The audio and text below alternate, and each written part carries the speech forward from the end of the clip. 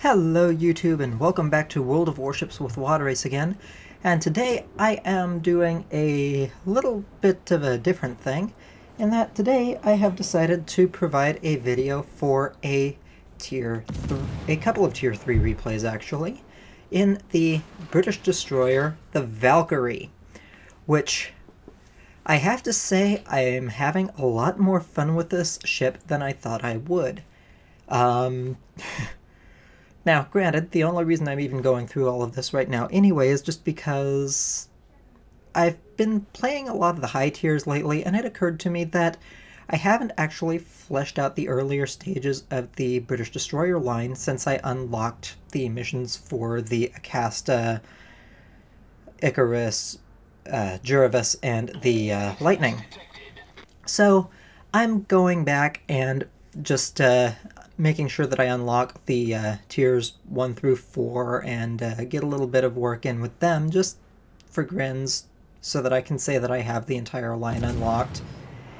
And, well, I ended up stumbling across this little beauty. And she is definitely a kick in the pants, to say the least. I have had all kinds of fun with her. She is very, very... let's just say she can be substantially more aggressive than you might originally be led to believe. I have had a couple of absolutely phenomenal battles, both of which I'm actually going to show in replay here for you. This being the first one, where I was actually divisioned up last night with one of my clanmates, hulihulichicken. Hey Huli, how you doing? But anyway, this is definitely was definitely the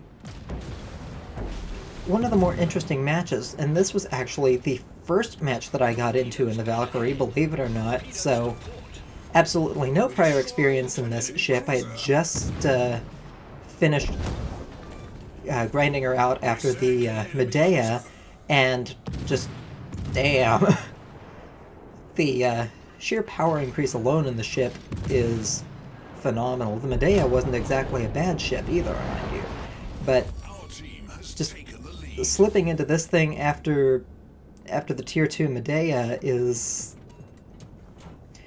it was like I had completely changed destroyer lines or something. It was that much more powerful. Now, the one thing I will say is, as I mentioned, I was divisioned up with one of my clanmates, and to that end, I do kind of have to apologize to him a little bit for stealing all of the targets. I mean, I've pretty much obliterated everything that I've decided to point my guns at. So, I mean, overall, that being out of the way, just this ship is...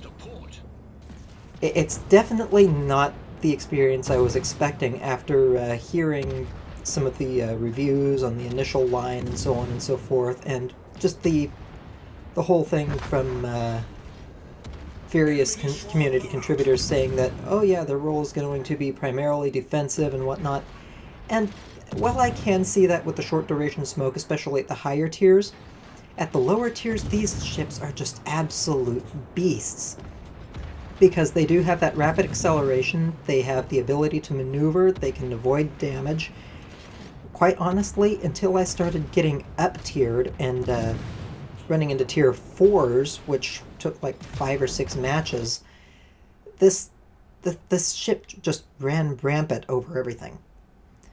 Anyway, concluding the first match that I want to show you all, for 62,163 damage done, I earned 69,912 credits for the match, 885 experience points, and 54 free experience points, for 54 main battery hits, 7 torpedo hits, 4 incapacitations, 4 ship kills, 5 floods, and 1 fire.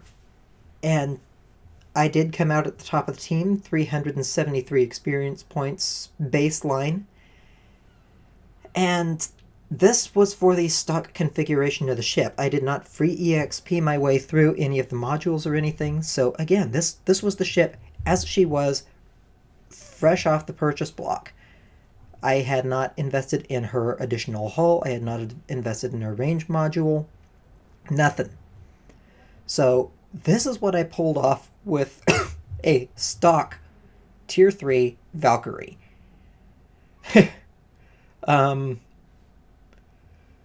I'm granted, I am an experienced player, and I have been playing higher tiers for a good fair amount of time, and I just jumped into Tier 3, so under those circumstances, this ship is definitely capable of being called overpowered in the hands of an experienced player. But when you're looking at this from the perspective of somebody who's maybe just starting the game, she is at least decent enough to hold her own for a player who's just trying to figure out what they're doing with a destroyer. Net earnings for the match, 22,137 credits, and 957 experience points earned for the commander. And I suppose now we'll slip over and talk about her a little bit. She has 9,500 hit points. She does have rather small guns. They're 102mm guns with a 10.7 kilometer range. And being as small as they are, their damage isn't exactly phenomenal. But, I mean, at Tier 3, they're at least still big enough to hurt if they hit, at least somewhat. You're not going to see incredible amounts of damage on, say, a battleship for your HE shells, but they do the job. And of course, she does also have 2 double torpedo launchers, which in the true form for the the British lines, they are capable of single launch.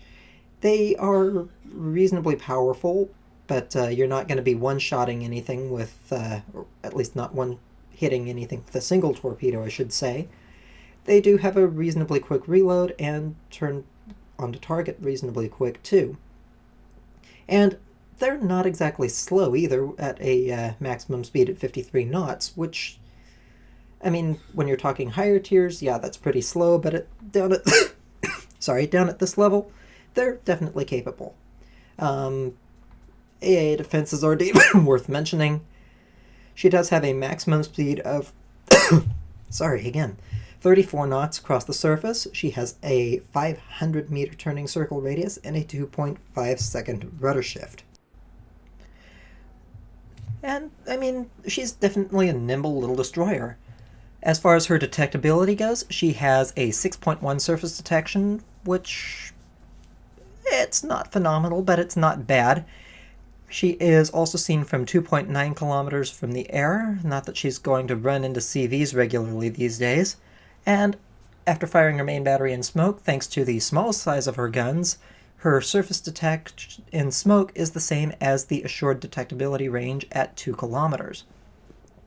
And overall, just kind of quickly looking around her, she is a beautiful little ship. I do have her outfitted with Main Armaments Mod 1 and Propulsion Mod 1, just because you kind of want to keep her guns and her propulsion active. And in fact, propulsion, well, that is kind of a destroyer's livelihood in the game. So you do want to make sure that that gets knocked out as little as possible. And of course, because I've just got the credits to spare, I am running all premium consumables. Though, I will say, I really do not find myself relying on this ship's smoke. In fact, I think I've only ever even used it once, and the one time that I did, I probably really shouldn't have. And just to show you that I'm not overly skilled on this ship either, this is my captain. He is a 3-point captain. In fact, for the match that you just saw, he only really had 1 point on him, and that was for preventative maintenance. I only slipped a couple of points into him just to give him last stand so that the ship wouldn't lose a rudder or power. And yeah, I mean, this is the ship that I'm working with, and I'm actually debating whether or not I'm going to come straight up say that I think I'm actually going to be keeping this ship in port simply for the fun factor, because she is an amazing little boat. I mean, this second match that you're about to see is kind of going to be my proving point in the matter, just because, damn, if you thought the first match wasn't bad, you're going to, I think you will be floored by what I managed to pull off with this second match.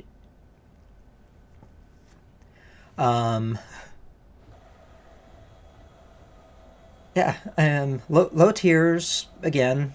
So, again, I already have a reasonable edge over some of the other players on my team, unless somebody else is backtracked by several tiers in order to play. Though, based on some of the things that I start seeing in this match, I really kind of have to doubt the longevity of some of these players in the game still. You'll see what I mean as the game really... sorry, as the game really starts playing out. As you saw in chat, I was just briefly trying to figure out what the specs were on the Tier 3 French cruiser, the Friant, but unfortunately, it didn't realize, I didn't register at first, that both of the Friants in the match were actually bots, so they weren't exactly about to answer me. But fortunately, I do kind of get a, I do get my answer anyway in one of the Friants that's getting ready to come around the corner in front of me. And, well, at least I was expecting it, you know?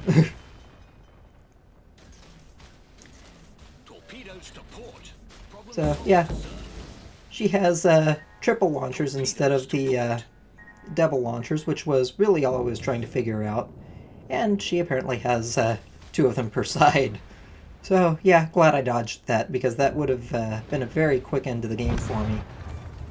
And in truth, I firmly believe that that would have actually been a really bad end to the game for the rest of the team, too, considering we have our Bellerophon and our Campbelltown, who were just...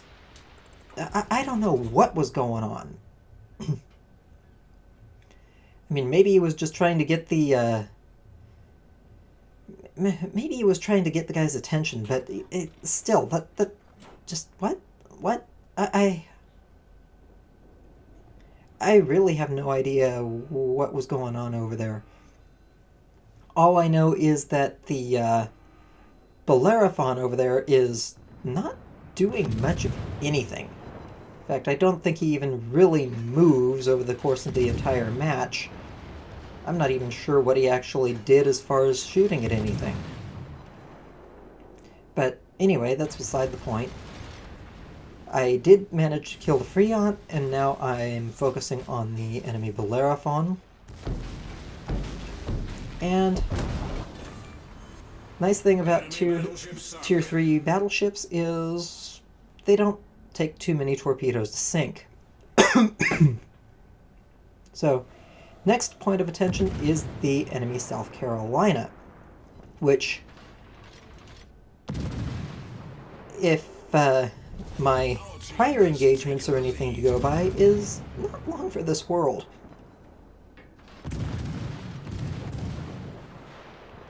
And here's one of the other things about the Brit destroyers, at least at the lower tiers, is because of their maneuverability more than anything else.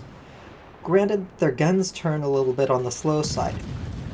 However, I have found that I have absolutely no qualms about firing openly, especially on bots, at least, just because I can always maneuver and mitigate a lot of the damage, or even just avoid damage entirely. The ship is just that maneuverable, where even for ships that have notoriously good accuracy, when I start dodging and weaving, they just miss. They overestimate my turn, or they underestimate my turn, or whatever, or they don't even realize that I'm turning and by the time I fire, their shells are already well off target. But again, we are talking bots. If I were to go in against real players, I'm sure there would be a different story here. Or, well, maybe there wouldn't be. I guess it would depend on the experience level of the players that I would be talking about, and whether or not they're just starting the game, or if they've actually backtracked through tiers like I have. So, anyway.